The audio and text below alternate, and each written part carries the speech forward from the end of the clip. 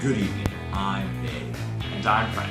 Today, we're admiring the first half of Chapter 29, Wilsonian Progressivism at Home and Abroad, Kennedy, Cohen, and Bailey's The American Pageant textbook. I think we've decided to switch it up a bit in light of the progressive atmosphere, and today, I'll be going first. So let's start with Section 1, the Bull Moose Campaign of 1912. Now, throughout 1912, Wilson and his Democrats ran on the New Freedom platform, which promised an antitrust legislation and tariff reductions. Basically, a simple progressive atmosphere for the Democratic Party to follow. Wilson was lucky that the Republican Party was split between the Old Guard with Taft and Roosevelt's Progressive Party, the Bull Moose Party, which gave the Democrats a solid advantage over their opponents. This divided Republican Party resulted in heavy infighting between Roosevelt and Taft, which further strengthened Wilson's position.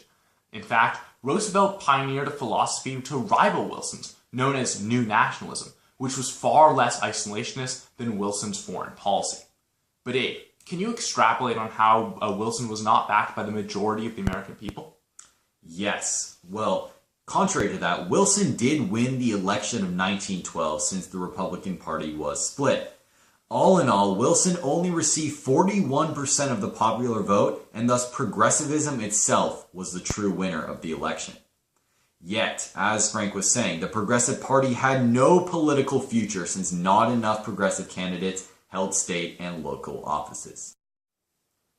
Alright, Frank, I have a challenge for you. Ooh, goody. Summarize the next section in 2 or less sentences. Challenge accepted. Wilson was a classic intellectual and had the morals which appealed to the rest of the nation. In general, Wilson was austere and efficient, and idealistic but stubborn man.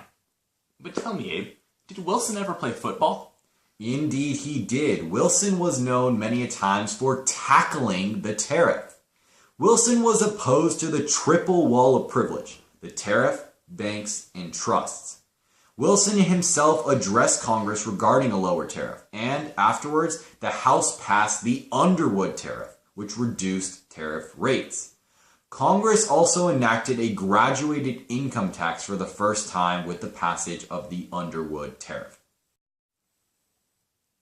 Alright, Frank, how did Wilson promote economic reform?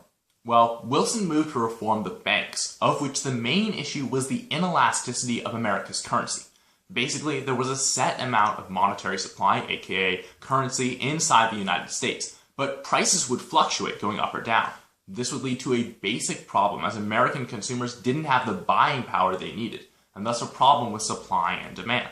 Wilson combated this by working with Democratic proposals for a decentralized bank, and he thus signed the Federal Reserve Act. This act created the Federal Reserve Board, which oversaw 12 regional banking districts, each with its own central bank. A decent amount of public control was placed inside the Federal Reserve Bank, in contrast to Biddle's Bank under Andrew Jackson so many centuries ago. Lastly, the board was able to issue its own paper money, called Federal Reserve Notes, to either increase or decrease the amount of currency in circulation in the US at any given time. A monopoly, controlling industry. Who are you gonna call? Trust Busters, aka Wilson. Wilson now attacked the trusts, and he thus compelled Congress to enact the Federal Trade Commission Act of 1914, which allowed a special commission to search and destroy monopolies.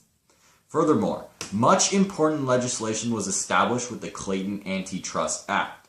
First, unfair business practices, such as price discrimination, were formally outlawed. Second, holding companies, or companies that were created to possess stocks of other companies, were crushed. Third, strikes and peaceful picketing were legalized. Thank you for watching. Please make sure to like and subscribe. And comment down below if you have any questions. We'll catch you guys next time.